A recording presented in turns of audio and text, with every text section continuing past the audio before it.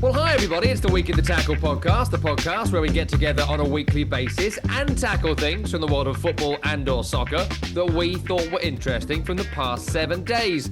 I'm Tom Rennie, alongside me is MLS broadcaster, US men's national team broadcaster, and a man who just looks so irritatingly young, I can't believe he doesn't dye his hair. He tells me he doesn't, but there's no way a man of his years would have a head that brown. It is Mr. Brian Dunny Dunseth. Hey, buddy, you all right?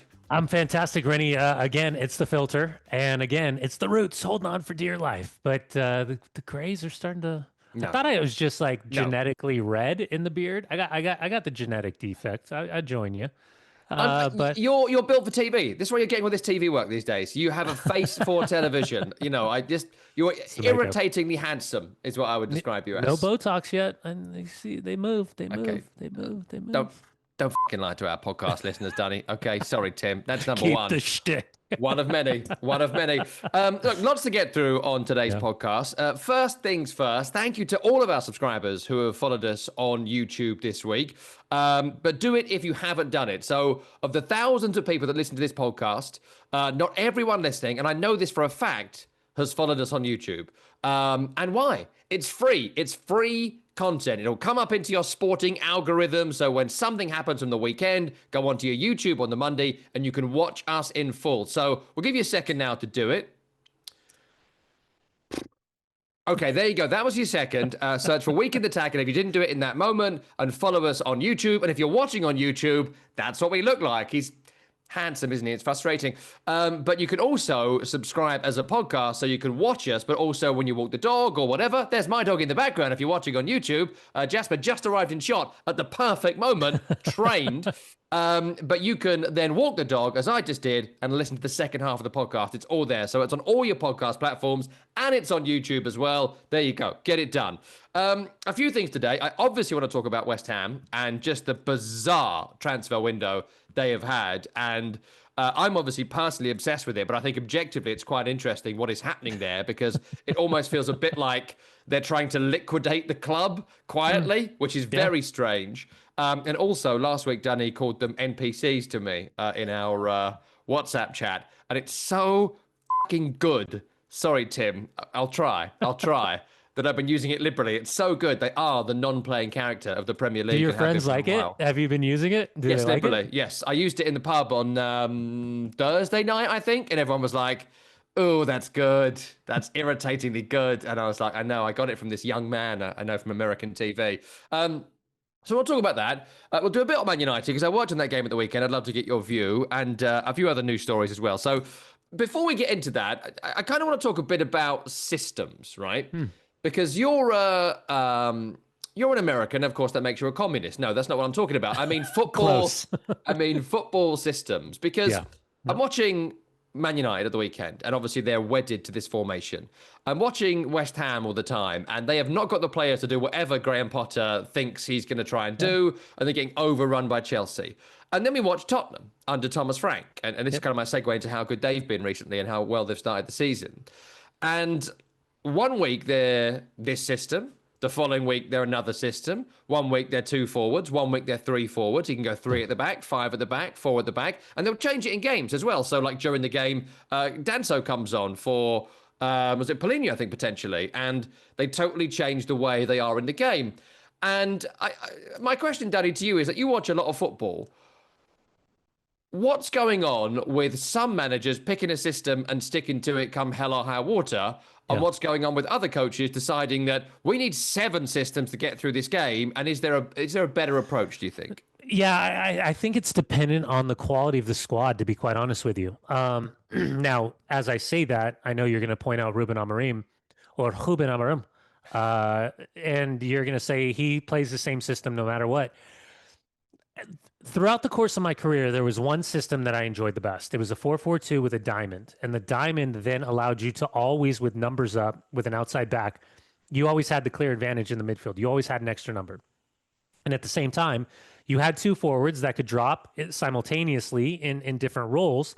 And one go high, one come underneath. And it was just a great system. And I remember Clive Charles, who of West Ham fame was one of the original first black English footballers in the Premier League. This thing is really bugging the crap out of me.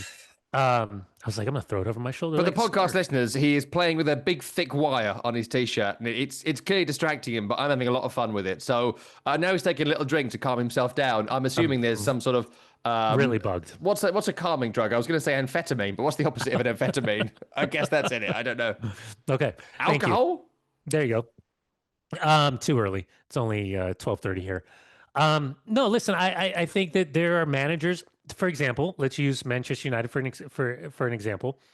Ruben Amorim is basically telling us that guys like Christian Eriksen and guys like Kobe Mainu and guys like Garnacho and Rashford and Sancho and whoever else, Anthony, don't fit his system for whatever reason, and that's fine. But in the midst of this, you're losing some really good players, and in that same caliber of a conversation, the same way that maybe Angel Di Maria leaves under Louis van Gaal, he would have been really beneficial underneath a Jose Mourinho style of manager. Look at what Eric Ten Hag. There's no reason why Scott McTominay should have been Serie A Player of the Year in Napoli, but Eric Ten Hag doesn't fit in his system, and financially he wants to bring in some players that fit his style of play. So it's always going to be this evolution to the point in which now that we point out Thomas Frank, you're like, hold on a second. How in such a short amount of time has he created an adaptable process for all of these players to mix and match different systems or be ideal for certain systems and be dependent upon who we're playing against? That will dictate what kind of system is going to get the best out of our group of players that are available. You have some that are going to adapt and be really, really smart with the adaptable process. And you're going to be those that are so rigid that they feel like their system is better than everybody else's system available, despite the names and the faces of players that are on the other side of the field. So, long-winded, I don't think there's a right way. Because we could say last year, for example, did you like Hansi Flick's Barcelona style of play? I think we all would have said, hell yeah, I love it. If you would have said, hey, Inter Milan's going to go to a Champions League final, do you love their style of play? And people would be like, effective, not really that much fun, but like I respect it. So it just goes to show you, I think the tribalism of our football fandom also includes the egotistical swagger of I'd rather lose the way that we're playing than win the way you guys are set up to play. But on that, I think that the Champions League bit is quite interesting because I think there's a decent amount of victories in the recent history of Inter, which means that we can sort of, I hate saying this, but it's where I've gone, trust that process, right? Yeah. And Barca the same. Lots of wins in their recent history, great players, and so you can trust that process. And when I think of Amorim and Potter specifically, I'm constantly thinking about these two guys because it's how weird, how bad they're doing. Yeah. And I think maybe Amorim a lot more than Potter because he has played other systems, but for some reason he's married to this one at the moment. Like when it isn't working, but you've said in your job interview, I'm doing it. You've gone through 8 months as manager and continued through this slog in the hope, I guess, at this point that at the end of this process, wins will start coming, ideas will come to fruition, all that sort of stuff. But is there a point then where if he did change it, let's say next weekend, Man United are playing at home and they decide to play 4-4-2, right? I don't think it is going to happen, but let's just say it does. Does that then become, because he's stuck with it for so long, an admission that manager is the wrong fit and they've been wrong all this time? And if he does change it, is that the death knell for him? And I'm also thinking as well, just briefly, Jurgen Klopp, and I thought of it a second ago as you were talking about it, never changed his system, ever. And that's why the tweaks that Arne Slot made with his team were so interesting. Maybe if Klopp had made those changes or he wasn't up against the best City ever, whatever. But maybe if he had made those changes, they might have won the title when they should have done. So I don't know, would that have been an admission of failure from Klopp that his formation didn't work to achieve the goal, which was win the Premier League? I don't know. You want some statistics? I do. Ruben Amorim now has a Premier League win percentage of 24.1%. That's 7 wins in 29 games. It is the exact same win percentage as Neil Warnock, who was twice relegated from the Premier League. Yes, and he never had a squad of the value of Mateus Cunha. First 29 matches underneath Ruben Amorim, 7 wins, 15 losses, 7 draws. The last 29 matches underneath Erik ten Hag, 12 wins, 10 losses, 7 draws. Eesh. So not good company. That's No. not good, Bob. And again, this whole thing of, well, man, and this, I truthfully do believe from a visual context, Manchester United look much more in sync with one another than they did at any point last year. I think you can, just me, I can see with the additions, with the possession and the way that they're building, while they still can capitalize in transition moments, there's more methodical building, passing lanes, understanding. I think getting a full preseason was really, really important. And I can see that. Now, as I said that, they've still lost to Arsenal. They've still drawn to Fulham. They were exceptionally lucky on both opportunities. Whether we get into it, Calvin Bassey throwing Mason Mount to the ground, that's a penalty. Oh, yeah. Even if Howard Webb didn't say anything about it. But I also thought that Lenny Euro pushed off on Bassey. I don't think that should have been a goal that stood on the redirection of Munoz's head. So all those things can be true. I just don't. This whole thing of like, afterwards, when Ruben Amorim comes out and he's like, well, we stopped playing the right way and we just started holding on for a result. I don't see that. Now, obviously, he knows this group of players better than anybody else because he's got his hands on them every single day. But it should be to the point where questions are asked. There should be enough pressure on, is this the right guy? Because in a very different, but in a very similar way in terms of how he was publicly kind of speaking the truth out into the oblivion, and very interesting with the way that was Big Ange Postecoglou as well. And then there became that point after those first 14 games where, hold on, what you're saying, is that aligning with what I'm seeing? Yeah. I just wonder who's the next manager to get the full focus of the British and the worldwide press to where they're cutting everything, every single thing that he's saying and using it against him. If this doesn't start to work, I think the pressure going in and coming out of the international window is going to be so tremendous that it's not going to be about wins and losses. It's going to be about the manager and the manager only. He's had plenty of time. They need results. And with the amount of money that he's spent, it's in the elite category of the Premier League. They should be putting up elite category type of performances. The other thing I want to talk about here, and this also, it brings all these clubs in together, the ones that are doing well, the ones who aren't doing particularly well. Like, and we spoke about this last week as well, and I'm obsessing over it at the moment because obviously West Ham aren't buying midfielders, and it's driving me to drink. Like, it's insane. But like, the Premier League has always been physical, right? It's the most physical league out there. It's the one that's the most physically demanding. You cover the most ground, but you do the most high intensity sprints, and the data backs up what you see with your eyeballs, right? And it's just becoming harder and harder and harder, family show, to compete at that sort of level. That was childish, I know. But like, you look at Tottenham in the game at the weekend, and the way they played was genuinely stunning. Yeah. Not just because of the tactical acumen of Spurs, which we've touched on already, but the midfield trio of Rodrigo Bentancur, João Palhinha, and Pape Sarr was just fantastic. Like, Rodrigo Bentancur, who is a sort of Michael Carricky, low kind of playmaker, metronomic sort of character from what I've seen previously. Yep. He's running past people. He's sprinting past Sarr. He's sprinting past Palhinha. He's getting someone up in the air. You know, the Roy Keane thing. Kick someone up in the air to make yourself feel better. Like, Bentancur's doing that. Palhinha, some of the interceptions of people trying to drive past him at the head-to-head this weekend, absolutely exceptional. Sarr is all over the field. The ground he covered was mad. You add that to, you know, Mo Kudus, who was utterly disinterested last year, but obviously someone who would put in the work for the right manager. And Lopetegui and Potter weren't that manager, but Frank clearly is. You know, you throw all this together, Jed Spence, his improvement and the effort he put in. Like, this is the pace and power league. And it's getting more and more like it. And you watch now the amount of teams that are not only overpowering you from central midfield and running past you and knocking you up in the air, but also it's long throws, it's scoring from corners, it's land of the giants. It's not. Somehow football always moves on, and we have moved on from what Guardiola does. Guardiola's going to need to move on from what Guardiola did if he wants to challenge what Spurs are doing, which he couldn't at the weekend, but in the macro sense, what Arsenal and Liverpool are doing.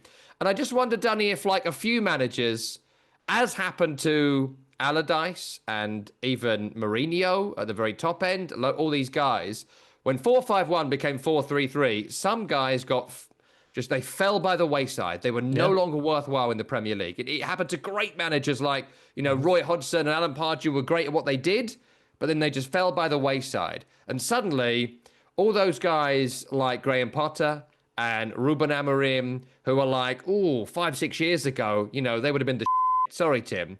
And they've got this whole let's slow it down and be methodical and we'll work our way through it. They're gone now.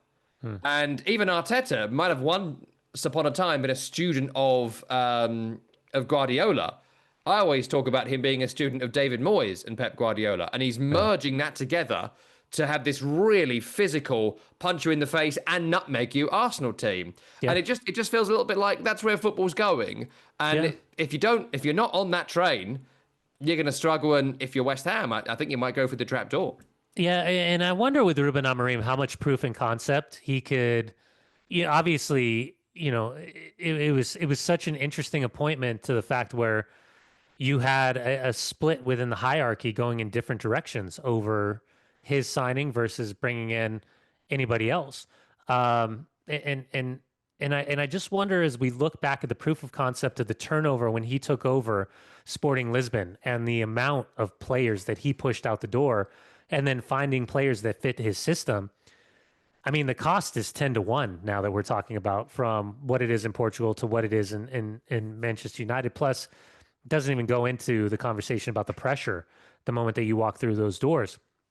Manchester United is no longer what they were underneath Sir Alex Ferguson, and that they haven't been since Sir Alex Ferguson left. That's important to point out. Whatever version this is post Ferguson is just one more extension of the failure, top to bottom, of figuring out ways to be in that upper echelon of the conversation of what is the elite in the Premier League right now.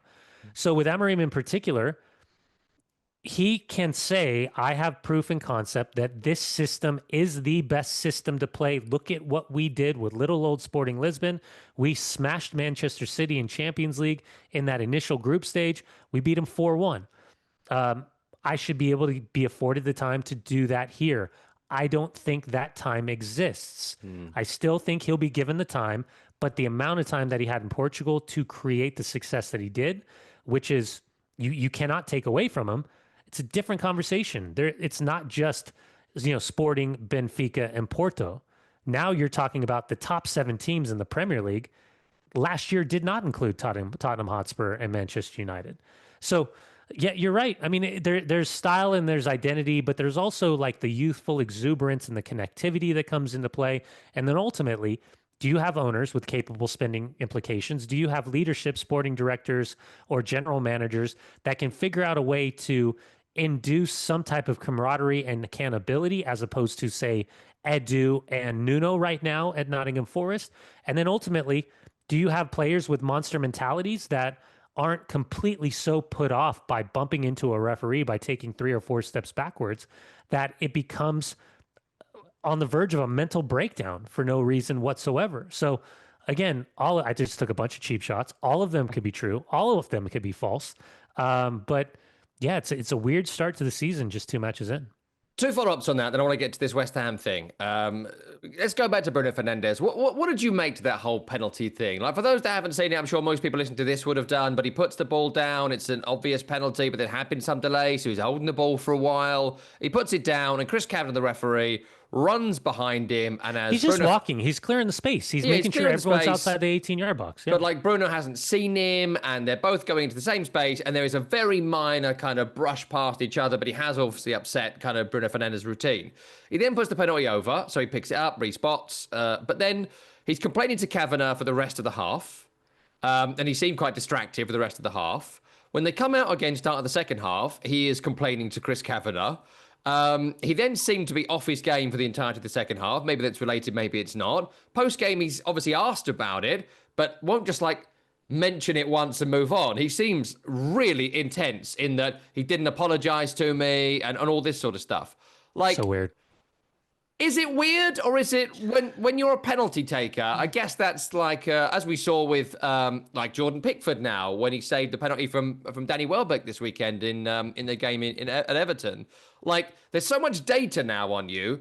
Being a penalty taker's never been more pressure. Plus, you've got Brian Mbeumo there, not doing sod all else in Mbeumo, so he might as well take the penalties. That must be a bit like, I don't know, all of that's coming together on Bruno Fernandes, and no sympathy. What do you think? No, I don't, because listen, I think you Bruno Fernandes, wherever you fall in line, is one of those players that whether you like him or dislike him, and I'm a Man United guy, so if he played for any other team, I probably would dislike him. I probably would dislike him and can't stand the demonstrative nature of him whipping his arms around and always moaning and talking to the referee. I don't think that's personally leadership qualities that I'd want to see. I'd rather see a leader that stands up for his team when necessary. And the rest of the time, like, calm down, let's go, let's fucking go. Sorry, Tim. Um, so the weird part in this is that he has to have such a psychological monster mentality to play at the consistency of the level because it's not just effort, it's consistency. And every single game when you watch him play, you very evidently and clearly understand that he's one of the best players, if not the best player on the field. He can play in multiple roles. I think the weird byproduct of this system is it puts him in a situation where I don't know if it's ideal for Bruno. And I know whoever plays next to him is not ideal because they still haven't figured out who's that six. We thought it was Ugarte. We thought it could be Mainu. And all of a sudden, Casemiro's going 50 minutes each and every game from the opening whistle. So credit for him for reestablishing himself in the hierarchy of all of this. But also in the midst of this, how can you have such an elite mentality to the point where you fracture so quickly from a psychological standpoint by just walking backwards? And again, it's all rhythm and I get all this. But if that is truly the case, then why do you switch up your penalty kick, your penalty taking kick every time? You're not taking it one way. You have three variations of your PK that you choose to take. So Tony Meola will always tell you there's no pressure on the goalkeeper because there's no expectation for the goalkeeper to actually make that save. From that distance, 100 out of 100 should be the penalty kick taker finding the back of the net. But it was an odd one. And the whole thing about an apology, it goes above and beyond common sense for me. It doesn't make any sense for me. No. So, yeah, more questions than answers. But again, as I say all that, Manchester United should have scored 4 to 5 goals in the first 10 minutes of that game. I mean, Cunha, I feel bad for the guy that he doesn't have 4 or 5 goals in these first two matches. Buemo goes wide, couple of great saves. Dorgu has an opportunity. Bruno had 2 opportunities, and we were 10, 11 minutes in.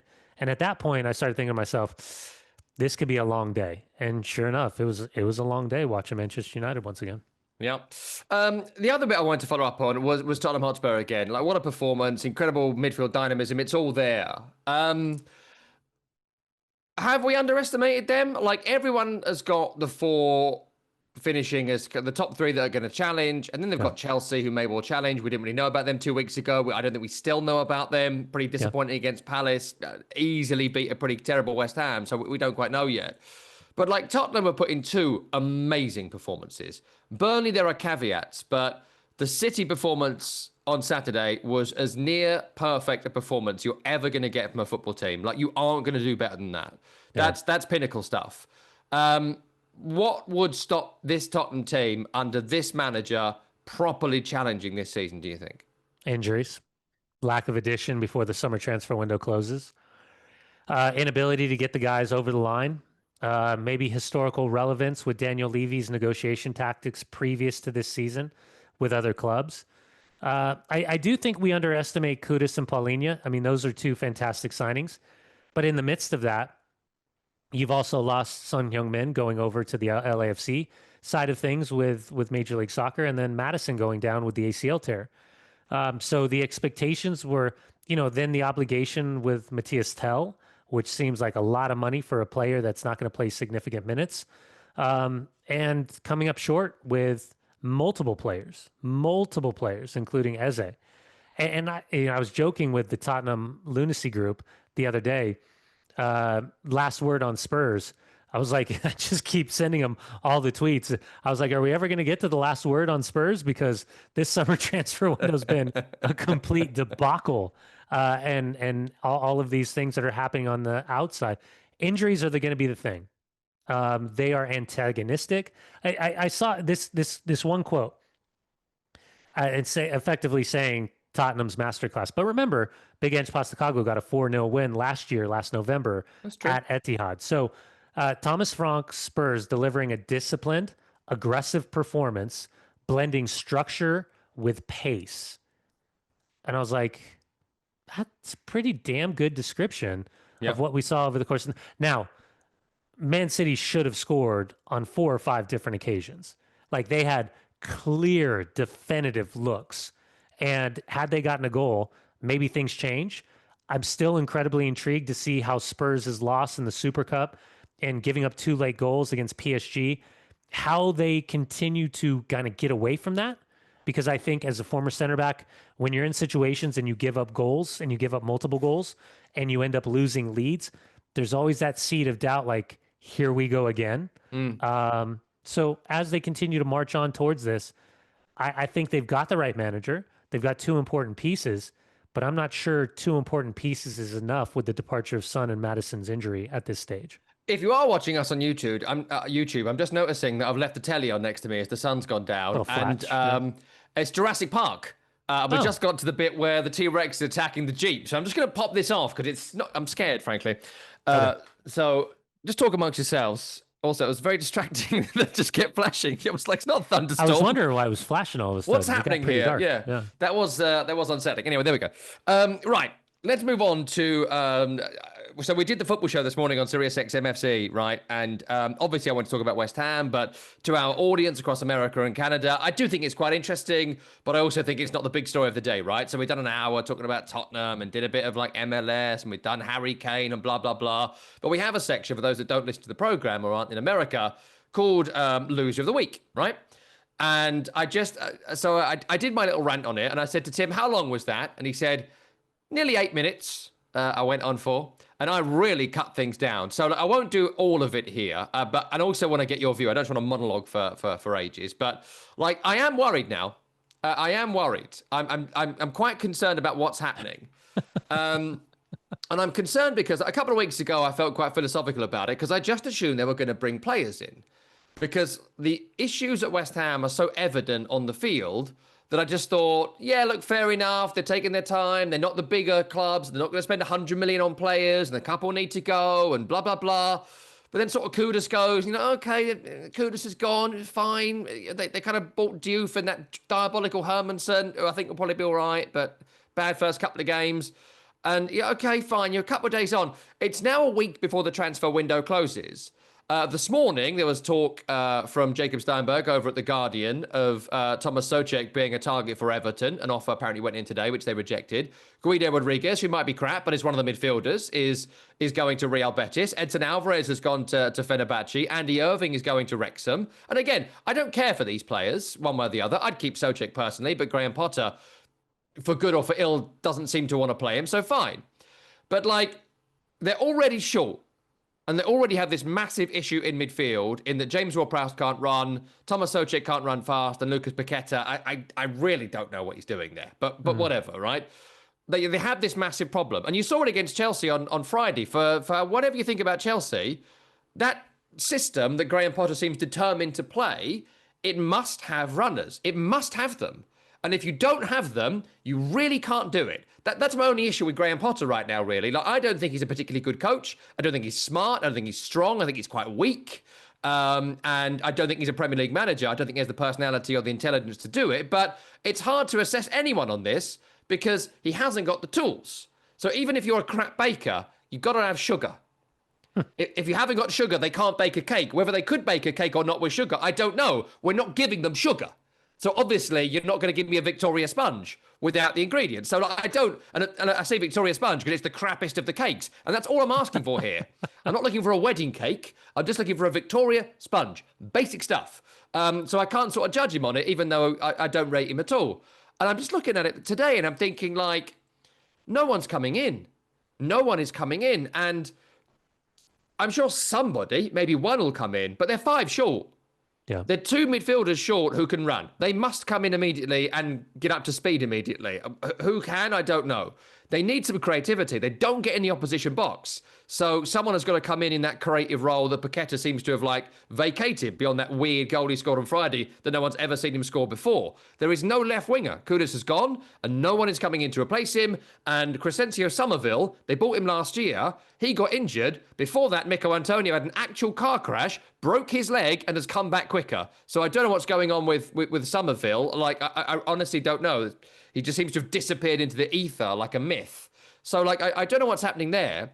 And like broadly, like in short, a lot of West Ham fans don't like David Sullivan. He bought the club 15 odd years ago, a little bit more than that. With David Gold, no one's really liked him. And I know people that will not go to the Olympic Stadium because they never wanted to go. They feel they weren't consulted, whatever, blah, blah, blah. I'm not one of those people. Some people absolutely detest what David Sullivan has done during his time at West Ham. Again, I'm not one of those people. I'm not a fan, but I'm not someone that would take to the streets with a Sullivan out banner. I think I'm getting there. I think I was gonna say honestly, and I'm not crescendo. And the reason I'm getting there, and if I'm on the turn in this respect, then there's really nobody left. Because I quite really like the Olympic Stadium, and I think it would have been idiotic not to go. And I'm in the minority there. I think it could be improved massively, but I don't think it's as bad for the home support as sort of away support seem to think it is. I've been there at games where it's been incredible, right? So I just don't sort of buy it. Play good, atmosphere good. This is 100%, easy. 100% agree. Hill Dickinson this weekend. It's like, oh, it's amazing. Well, when they're 4-0 down against Chelsea, give me a call, right? It's not going to be good, right? So, but Sullivan, David Moyes, I don't want to retread that ground, but like, I think it was over. I think it was time to go. What my issue is the replacement. Lopetegui was awful, and they give him so much money to buy really bad players, and no one has been a success from last summer, bar Wan-Bissaka, and I don't care for Wan-Bissaka. For some reason, he got Player of the Year, but whatever. Like, fine. There were no winners of last summer. We get to this summer, we knew these issues. We're August 25th now. Sullivan has not hired a director of football. He's taking care of transfers personally, so we understand. A 76-year-old wheeler dealer who is in no way connected to football as it is now. And at the start of the window, we knew he wouldn't do any business. Why? Because he was obviously going to wait for a bargain at the end of the window, right? It's a bad idea, but that's what he was going to do. We now get to the end of the window, and suddenly West Ham have been so bad in the first two games. It's gone from, there's light concern, but we'll probably be all right, to fling your feces at the wall panic, right? That's where they are now. And suddenly they're not attractive to anyone anymore. And everyone knows West Ham are desperate for players now, and so prices go up, not down. Yeah. And now we're a week away, and the complaint is, oh, everyone's put their prices up. Yeah, of course they have. Yeah. Of course they have. Because you haven't got a Premier League team. There's 7 good Premier League players. There's a bad manager with a bad system, but someone could make this work, but they can't make that central midfield work. And they have not fixed it. And now we're still doing random name generator transfers. And I'm starting to get concerned, not just that this is the usual incompetence. I'm starting to get concerned that there's a liquidation process going on. Oh, wow. And I'm starting to get concerned that we're just asset stripping individual players, cutting the wage bill. I mean, the wage bill has dropped gargantuan from last summer. Like, even Zuma's contract has gone, Ings' contract, Sufel, everyone's contract has gone, Antonio's gone. Almost everyone has gone from the big earners. I mean, they're $500,000 odds a week down and not reinvesting. And when you do that, there's nowhere they're near a PSR breach, not a chance. They're nowhere near that. There is no PSR issue at West Ham unless there is no money coming in from above. And that may well mean they need to get money from high interest loans. I don't know. But at the moment, there is no investment coming in from above, and there's no reinvestment of the money apart from the Kudus sale. Yeah. And suddenly there's no one to play in midfield. And it's almost like if you wanted a team to commit essentially suicide and relegate themselves, this is what you would do. And I'm getting worried. What happened to the Czech guy? What happened to the guy that invested all that money? Where'd he go? He is a silent partner, the second shareholder, no interest in buying the club, certainly no interest in putting any money in, Daniel Kretinsky. Yeah. So he's there. It didn't take his option to buy David Gold shares when he sadly passed away. Yeah. Hasn't taken the option to buy Sullivan shares at different points when he could have done, and wants to be a secondary partner, investing no money. And so you've got a bunch of owners that, long-term asset. You got two. He's just a guy who is going to hopefully make some money out of it down the road. That's it. So I'm worried, mate. I'm worried. Yeah. I mean, if you were planning for relegation, they basically have hired Ted Lasso in charge. It's basically season 1 of Ted Lasso right now. That's what we're living through. What do you make to it? It's weird, right? It is weird. Yeah, I just remember because I work with T.O. Max Brato's huge West Ham fan as well. And we were just going back and forth. Let me see if I can find the text message because it was we were concerned.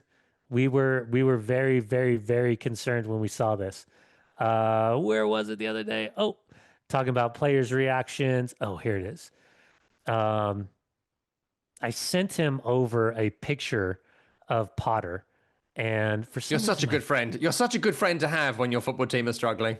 oh yeah, I gotta wind. I mean, with the way that you guys have talked to me over the years, I've got to wind you Yeah, guys but up. you don't. You, as a football fan, as a Man United fan, you don't know real pain. Me and Max have done 2 relegations. He's probably done like 3. A million percent. I mean, everything that gets thrown back in my face was the good old days. And the good old days were a long, long time ago, let me tell you. Um, Even Dumbledore couldn't save this version of Potter. That was a really good one.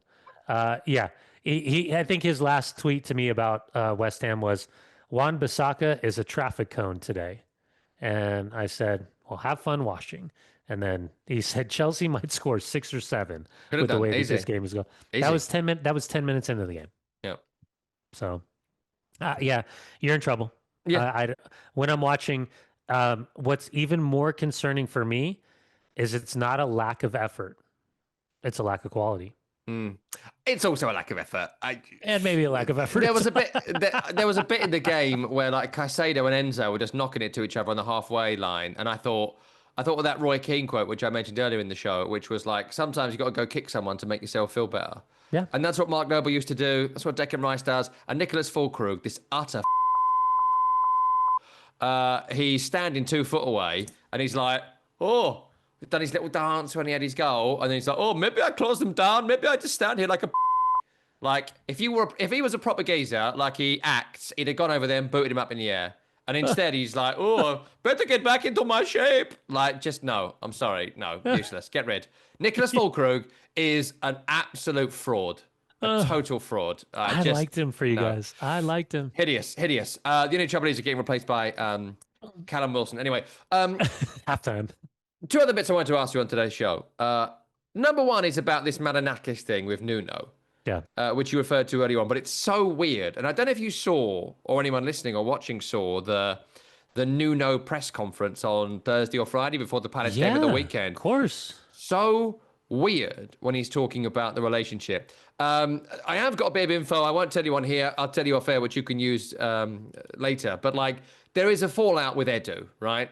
Which has been widely reported, that element of it. There's a fallout with Edu, and Nuno and Marinakis are not talking as directly as they were. Whether you would want that, I don't know. But apparently Nuno did want that and enjoyed that relationship last season.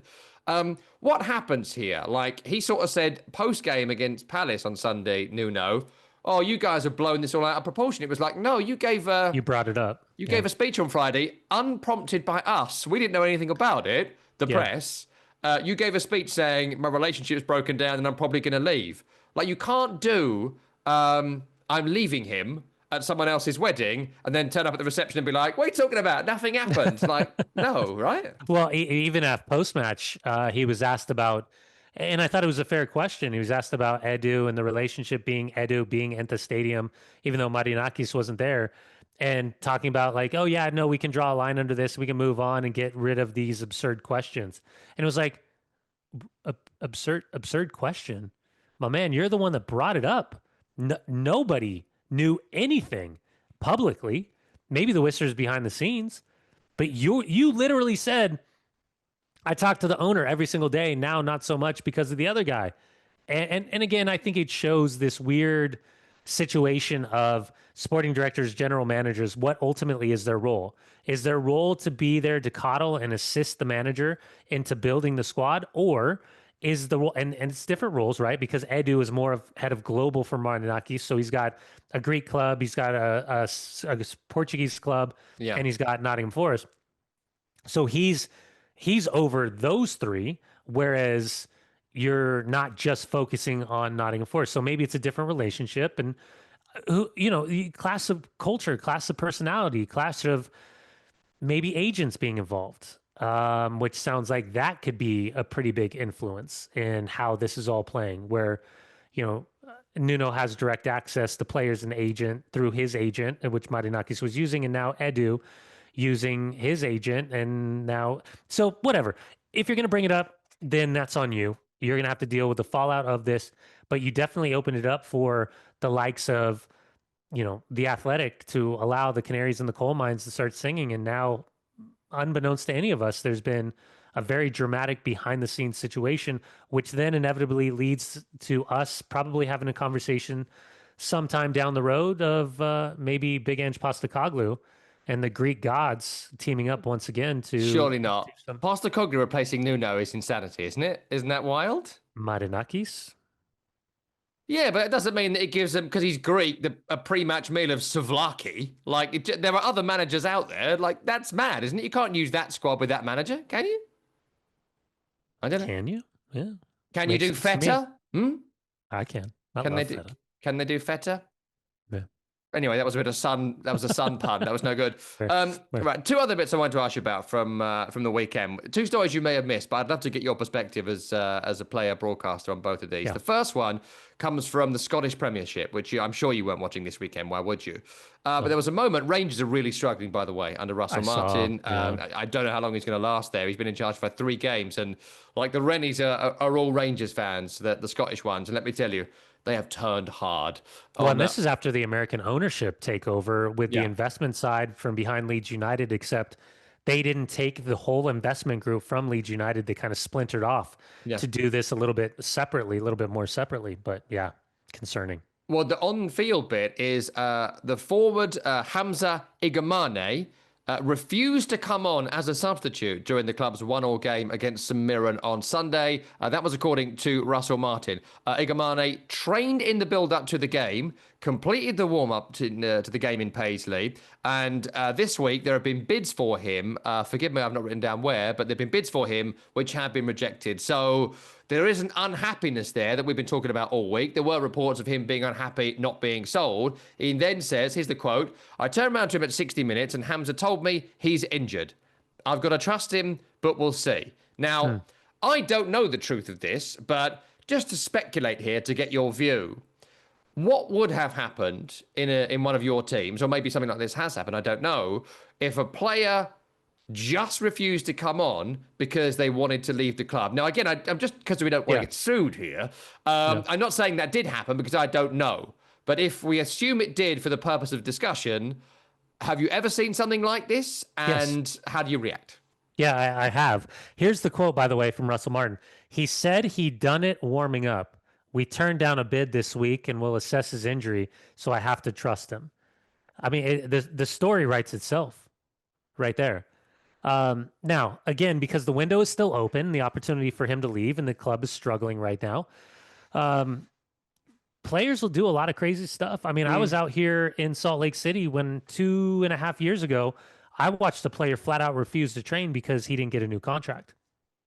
And in an odd way, the manager ended up allowing him to come back in because he needed him, and he played the good guy while the bad guy was the general manager and sporting director. Subsequently, at the end of the season, he never got his new contract. He never bet on himself, ends up going to another club, and I hated every second of it. And I filleted him publicly because he quit on his teammates. He quit on himself.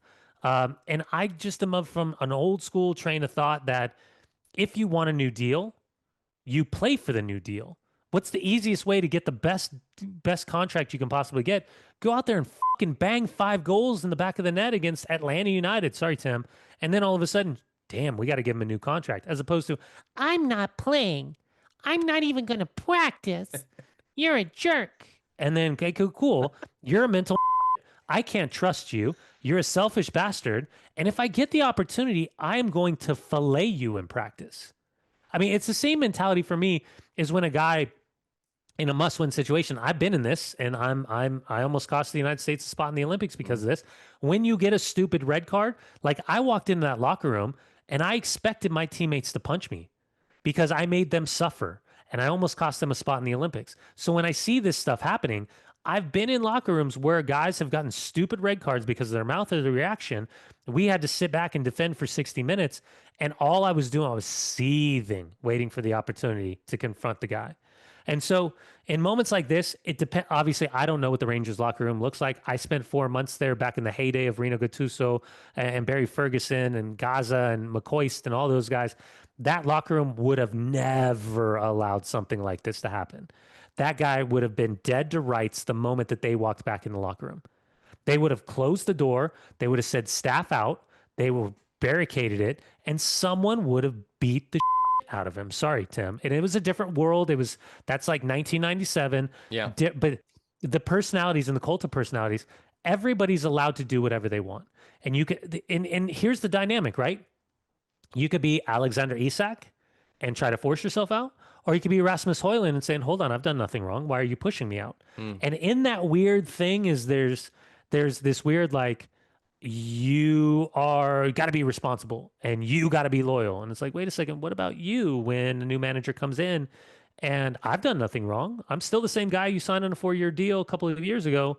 Why am I leaving? So, yeah, if I was Russell Martin, I was decision makers at Rangers, first thing I do, I say, go get a third party independent doctor, have a full assessment.